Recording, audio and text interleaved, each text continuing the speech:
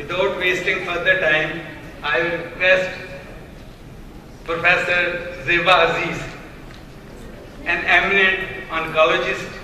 She is a diplomat, American Board of Medicine and Oncology, and she is a consultant oncologist at Hamid Latif Hospital, Lahore. Please. Thank you, Dr. Saab, for the kind welcome, and I was truly impressed with the show just now because it's a very inspiring show कि doctors भी कितना काम कर रहे हैं और कितनी अच्छी film बनी है. So let me just start with chronic myeloid leukemia. Chronic myeloid leukemia is a success story of hematology and oncology जहाँ cancer में we see major advances which have changed the life of cancer patients everywhere in the world because of a translocation on chromosome 9 and 22. How did it start? Chronic myeloid leukemia was first detected in the year 1850, where when it was discovered there was nothing there to treat the patients. So patients were given arsenic, and when the radiation came into force, sphenic radiation was given. In the 1950s, when the Second World War happened, busulfan and hydroxyurea was started, and then in the 80s we talked about stem cell transplant. It is only in the 20th century that the new drugs have come in, which have changed the way of treating chronic myeloid leukemia. Now, this is a graph which will show you that when we originally diagnosed in the 1950s, the median life of a patient was only about, everybody died, 40% lived for 5 years, and by 10 years practically everybody was dead. As things improved in cancer therapy with the interferons and with stem cell transplant, survival improved. And now with the arrival of the new drugs, 80% of patients with chronic myeloid leukemia are alive for 10 years. And this is another slide which shows that in the era of 1965 to 74, everybody died, compared to now when only 14 patients have died out of 275, showing the success of this treatment. I'm sure all of you have studied this a long time ago in pathology, where we talked about a blood stem cell and differentiation into the myeloid component and in the lymphoid component. From the myeloid stem cells, we had the red blood cells, jiska hemoglobin hai, platelets, and the white cells. So the defect in the chronic myeloid leukemia occurs here. And what happens is when this defect occurs, all these cell lines are affected. What is the major problem? I'm sure you've all read about chromosomes, and this is the chromosome 9, which is normal, and this is the chromosome 22, which is normal. When we have chronic myeloid leukemia, there is a translocation of this ABL gene, which is the yellow colored gene on chromosome 9, to 22, and it forms an abnormal gene which is called the BCR-ABL gene. Now, what is the significance of this BCR-ABL gene? जब हमारी genes normal होती हैं, as you can see in the above, here, हमारी हर चीज controlled activity होती है. The cells are controlled for proliferation. उतने ही cells बनते हैं जितने हमें चाहिए. The cells stay in the bone marrow, whatever is the reason, and they die a normal death when they have to die. Now, what happens is कि जब abnormal protein बनती है, तो this thala opens and we have increased proliferation of cells. The cells come out rapidly from the bone marrow and they don't die. So how do we detect chronic myeloid leukemia? One of the things is to do cytogenetics, and if you look at it, when you look under a special microscope and you stain these chromosomes, you find that there is a translocation of a chromosome 9 to 22. Similarly, we can do a FISH test analysis, where if you look at the genes, what you find is that there is the chromosome 9 in green, and in the red is chromosome 22. When there's a translocation, you see a fusion of these two genes, and that is what is important, and that is how we get it. A patient generally comes to you first before they come to us. And what are the common symptoms which the patient may present with? They can come with weight loss, infections, fever, loss of appetite, and shortness of breath. And I'll tell you why these things happen. And basically what happens is you may see lymph node enlargement, stomach enlargement, and night sweats. Now this is the normal blood which we see in our blood vessels. Now when the white cells and the platelets increase, the blood becomes thicker, and that is why you have all the symptoms. And this is another slide which shows how thick the blood gets when you have more and more cells, and as a result of which the flow is very slow.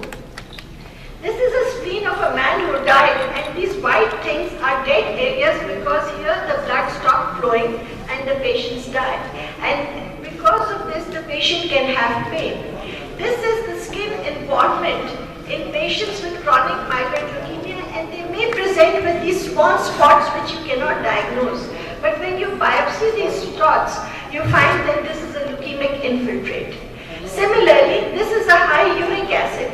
Whenever you have cancers, mainly blood cancers, your uric acid goes up. Now the uric acid, when it goes up, can present as gout or renal failure. So what are the phases of chronic myeloid leukemia?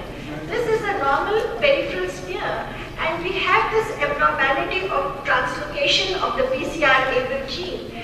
What happens is that it provides instability and increased proliferation to the bone marrow cells, and as the mutations increase, there is less differentiation, increased cell cycle, and you go into an acute myeloid blast crisis. And the median survival of patients in the chronic phase is about 3 to 5 years. When you go into the accelerated phase and it becomes more unstable, it's 6 to 9 months. But when the patient presents late in the blast crisis, they usually die, even today, between 3 months to 1 year. Now this is the chronic phase of CML, or if you remember your hematology, these are the neutrophils. This is an immature cell with granules. This is a pure myeloblast, and you can see all this in the peripheral blood. And when you order a CBC, you can easily make a diagnosis because you will see all stages of maturation here. Now, what are the laboratory features? If you order a bone marrow, it may be hypercellular. In the blood, you can see hyperuricemia.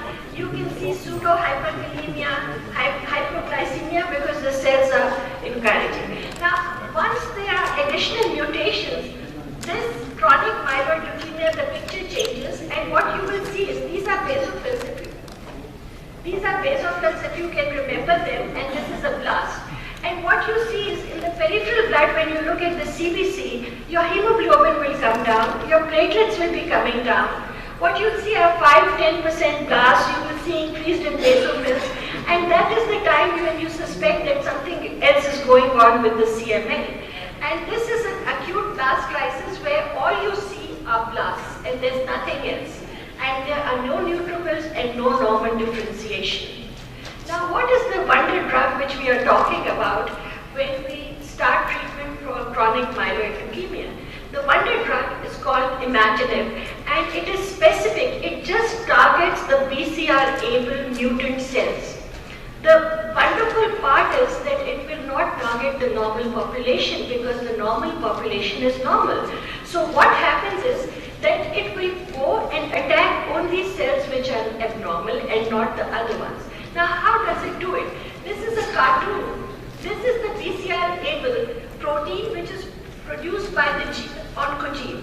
What it normally does is, आपको अपनी Krebs citric acid cycle और ये सब याद होगा, ATP है with 3 phosphates. यहाँ एक substrate आता है, ATP अपना substrate को ये दे देती है और नीचे जाके ये chronic myeloid leukemia बनाता है. अगर हम imatinib देते हैं, तो instead of ATP binding there, imatinib जाके लग जाती है. What it does is, it prevents this ATP from binding here. क्या होता है? Substrate को phosphates नहीं मिलते और वो chronic myeloid leukemia खत्म हो जाता है. A very simple thing but a very interesting component. अच्छा, अगर हम कहते हैं कि this is imatinib, हम 400 milligrams tablets में देते हैं and the patient goes home. अभी तक the duration of the treatment is for the lifetime of patients because after after 2 years, it has shown very promising results. बहुत ज़्यादा side effects नहीं है, and I'll show you in the trials which we've conducted in Pakistan. Patients are going back to normal life, majority of them, and we can monitor them every 2 or 3 months.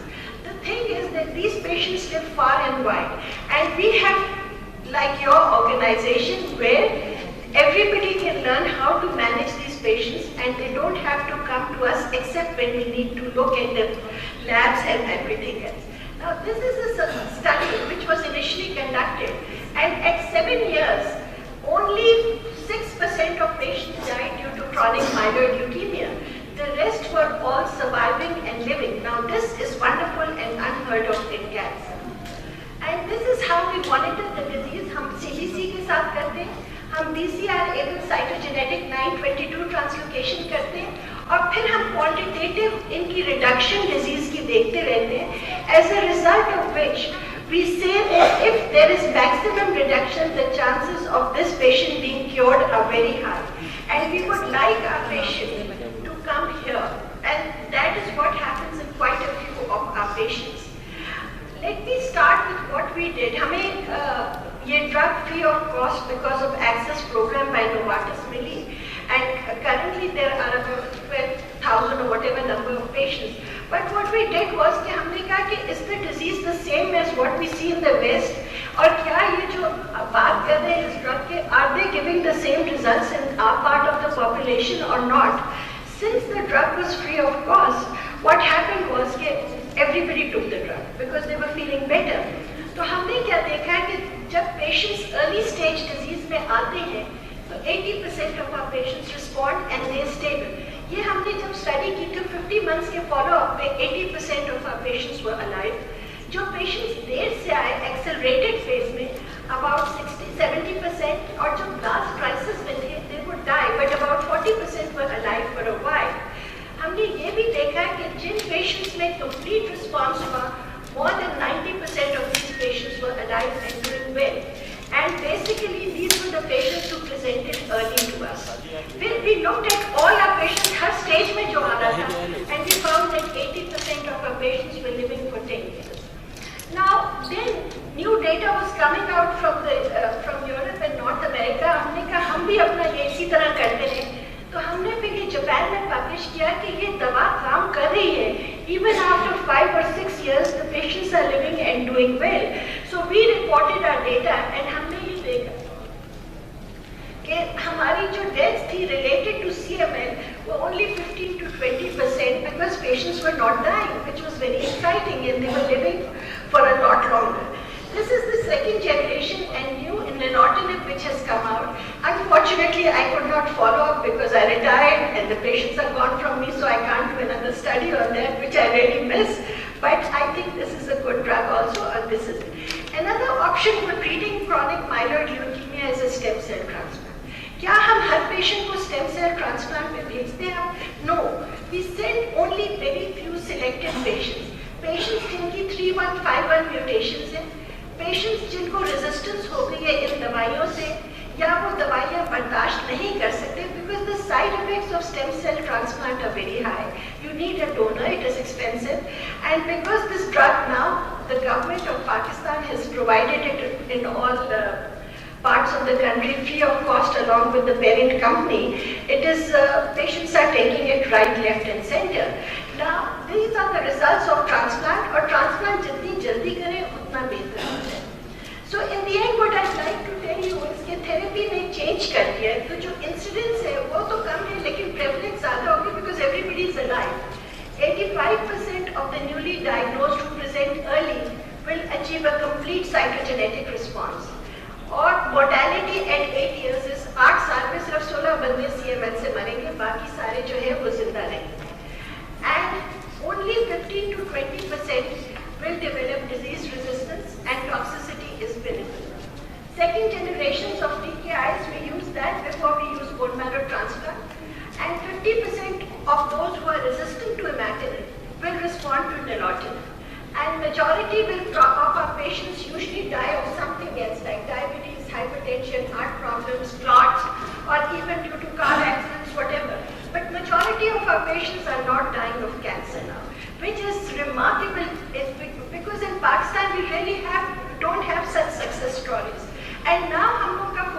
है let us look at the cure, but उसमें सिर्फ मसला हमारा ये आता है कि हमारी डिजीज मॉनिटरिंग के लिए पैसे इतने नहीं है to follow a strict criteria of how we should monitor this patients and look for a cure and take them off therapy. So that is the end, and thank you very much.